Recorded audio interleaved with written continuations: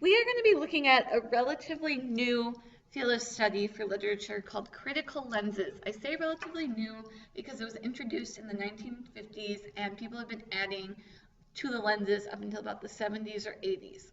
There are 8 different types of lenses minimum. However, we are only going to be looking at 4. If you do look through your handout, you'll see some of the 8. They're all very interesting. Just for the sake of our purposes, there's 4 main ones that we are going to be looking at. It takes your reading to a different level.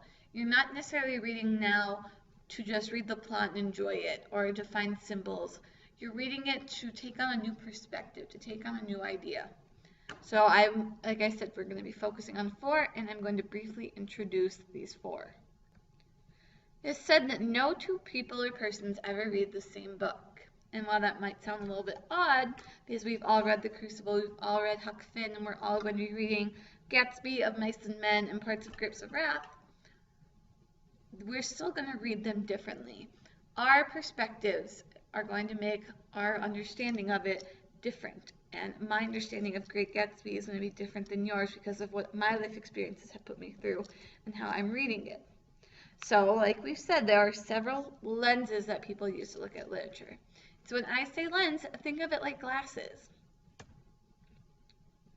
So you've born with a pair of clear lenses, and as you grow up and experience things, you've added to your lenses, and this changes how you've perceived everything around you. It can be something as simple as you hated strawberries until you tried them, or you had a close family member go to jail, and now you interpret criminals and the justice system differently. How you see the world interprets movies and books is based on your lenses. You see specific things because of your experience. So think of it like this. If we read some gushy, mushy, just cloyingly sweet love poem, people are going to experience it differently. People who are in new relationships or have a crush on someone that they might not know that well are going to read it and say, oh, this is us, this is about our life. While people who might be in established relationships might look at it and say, this really isn't how romance is, or these people are still in the honeymoon stages of their relationship, or versus someone who is anti-love or anti-relationship or who just broke up with someone might look at it and say, this is stupid, I don't like this isn't how life is. All of them have different lenses, so that could be a love lens or a relationship lens. We are going to focus on 4 different lenses, and they are papers. They are your reader response lens, so your personal meaning for it, socioeconomic or Marx or class lens, so looking for socioeconomic issues, historical lens, reading the text for its contextual significance, and gender or feminist lens, so it's gender issues and how it relates towards gender.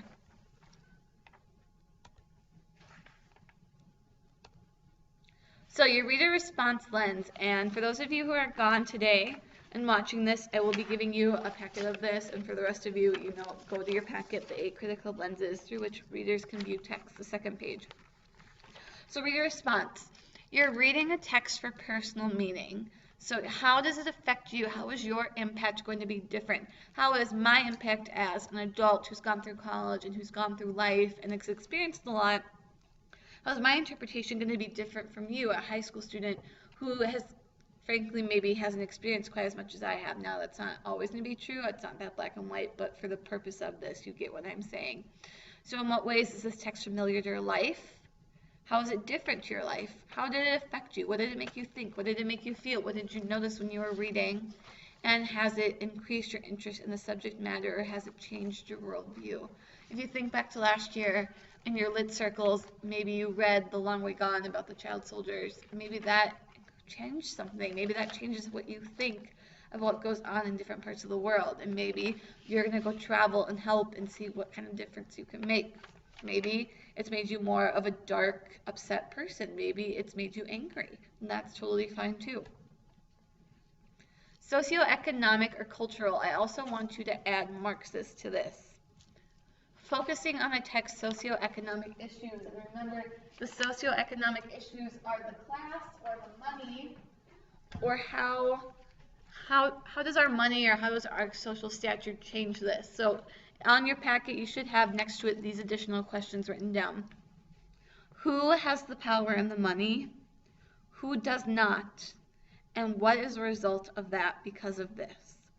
So because someone else is rich and someone is poor, that contributes to the story and that contributes to the plot.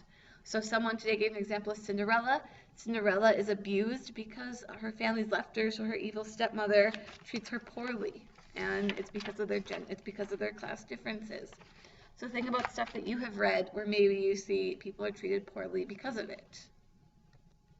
So like I said, this one is Marxist. That's the title we're going to be focusing on. In Hunger Games, how were the people treated? District 1, 2, 3, 4, they're a little bit more wealthy. They've got better clothes, they've got better houses, versus District 11 and 12, they're very poor. How are their lives different? How does that affect their abilities in the games? Gender. This one we are really going to refer to as feminist. That's what most of the scholars look at. They look at the feminist point of view. This focuses on the text gender-related issues or attitude towards genders. The assumption here is that men and women are different. They write differently, read differently, and write about their reading differently. These differences should be valued.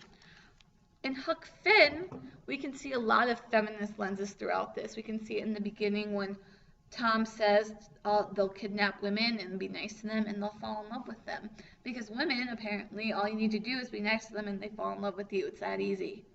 When Huck dresses up as a girl, he goes and meets Judith Loftus to find out information, and she asks him to kill a rat. He hits the rat, or barely misses it, and she says, "I knew it, you're a boy, because if you were a girl, you would have been 8 feet off." They're making assumptions. In this case, they're both kind of negative. Now, it doesn't always have to be that way, but usually that's the way it does happen to go.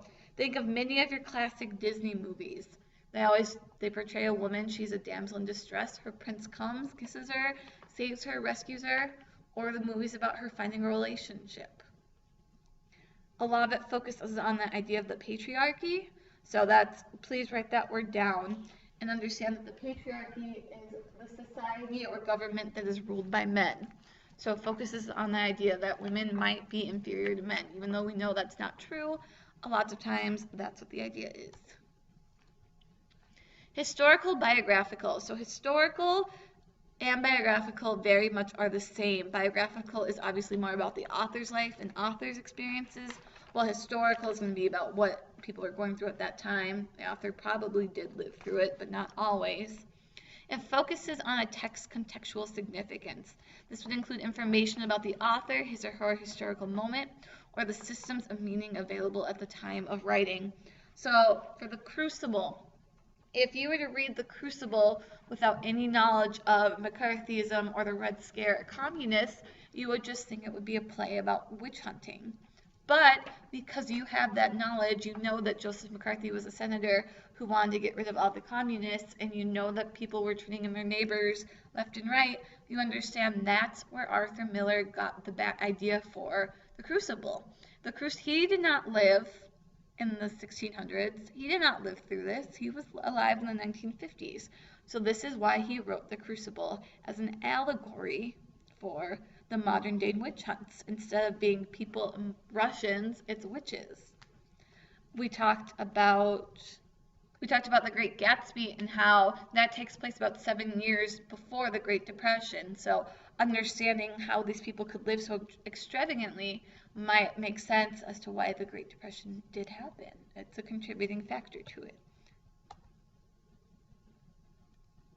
This new criticism is not something that you and we are going to focus on, but it is interesting to read about it and just make sure that you understand exactly what it. So if you found any of that stuff interesting, I've included the OWL Purdue site on our classroom for you to read through it, get some more education on it, get some more research. It really is fascinating stuff, and it really will bring you that next level of reading. And it's just a good skill to have, to be able to take a bias and work it and find how is this related to the literature.